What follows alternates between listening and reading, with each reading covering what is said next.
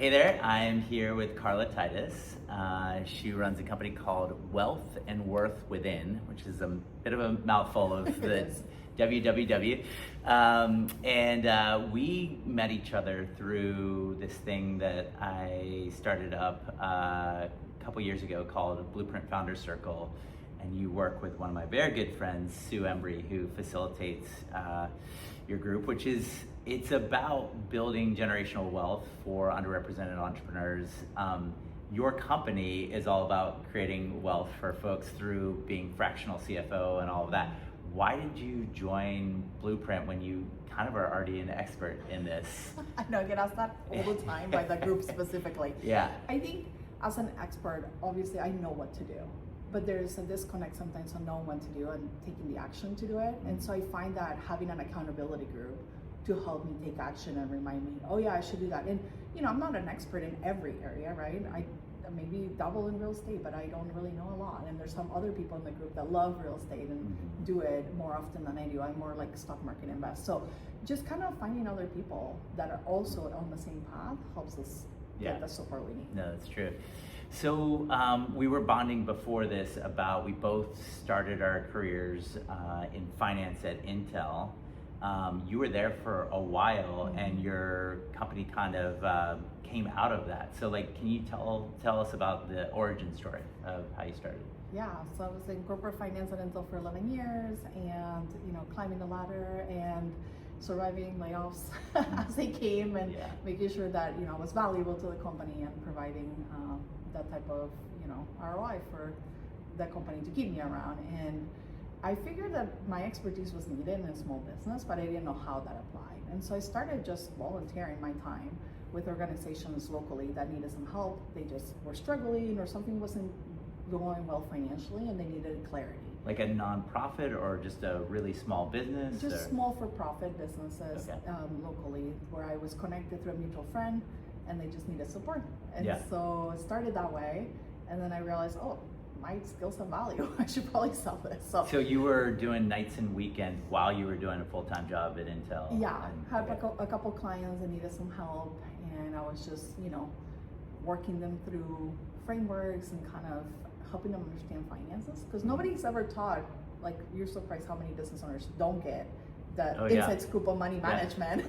But they go into business to do something they love, but they're just not good at the money side because nobody ever taught them. And so closing that gap in lack of education was important to me, and using the skills I had to help them make progress. Yeah, no, I've been in a bunch of entrepreneur groups where I've become very close friends with, you know, there's say eight incredible founders in a group, and they're so good at their craft, but there would be conversations that would come up of like, oh, I'm allergic to finance. And that's like, at one point I kind of cracked and I'm like, that's like saying you're allergic to breathing. Like if you run out of cash, you die, you know? And so I don't know if you've had that. Same passion, for sure. Okay. And I think it's just what gets in the way of a lot of business owners succeeding, because if they don't ask for help or they don't know to reach out for support, they get stuck. And they think that it's normal to struggle on the money side. And I'm like, you don't have to struggle on the money side. If you knew enough, if you knew how to manage it and you started to control it, you will be so much better off than you are today, and also be able to see a path, you know, for growth and what comes next. Yeah. So we were mentioning before this, the notion that with AI and with kind of this trend towards extreme efficiency at bigger companies and smaller ones, there is like your story of starting just like 3 years ago out of a big company. Like there's the more that the Intels and other larger companies do layoffs, the more entrepreneurial, and Portland is an entrepreneurial kind of hub. Are you seeing your like more entrepreneurial activity in Portland, and like what is the pulse check? Because you have clients all over the country. You're now 8 employees. Is Portland kind of struggling more than other cities? Like how are we doing, and what can we do to like I don't know, like be more competitive with other cities?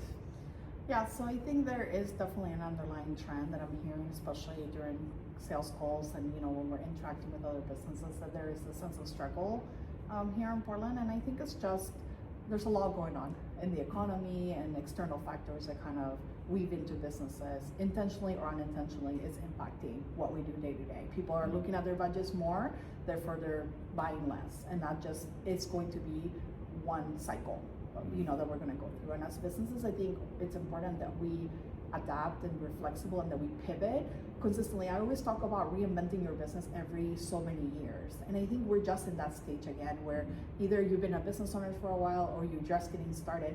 There will always be challenges, and it's how you respond and what you can control that's really going to help you move forward. Making sure that you are talking to other business owners to be like, are you struggling? Like, how's it going too? And not feeling alone in that journey, but also getting resources and support as you need it to ensure that what's happening locally is not impacting you. We have taxes and other things that continually change, and it's going to come for our business one way or another, and it's up to us to plan well and make sure that we're helping each other through it. When you mention AI, though, I think that is a disruptor, right? And it's something we're all very aware of. I think AI has a lot of big promises and still short in execution or delivery for now. I think that will change as you and I work in technology before. We know that moves really quickly, and it's going to continue to disrupt. So it's up to you to decide how you're going to incorporate it into your business. Does it meet the needs of your clients? How does it do it? And then I very much believe in human expert-led AI, where you have expertise and a human using it as a tool instead of using it as whatever the outcome comes out, and then you run with it, but you don't know the implications of that. Yeah, it's like a doctor, you can use the technology as tools to make the diagnosis and the treatment better, but if you don't have a doctor at all, you're kind of flying blind. Yeah, and you're putting a lot at stake, right? This is like your health, or like in your case, your business health that you're just running with. And sometimes there could be wrong information. Who's validating that? There's wrong outcomes, and there might be very positive outcomes too. I heard, there's trends that AI can spot that maybe a doctor couldn't on records going back 20 years. How amazing is that, right? And then empowering the doctor with this new findings and diagnosis, they can treat you better. That's what I'm talking about. It's that expert-led use of AI. Well, thank you, Carla, for sharing all of your doctor financial wisdom with us. Any last thoughts on kind of where Portland can shine brightest? Yeah, I think what we do best in Portland is we come together and support each other, especially in the times of need.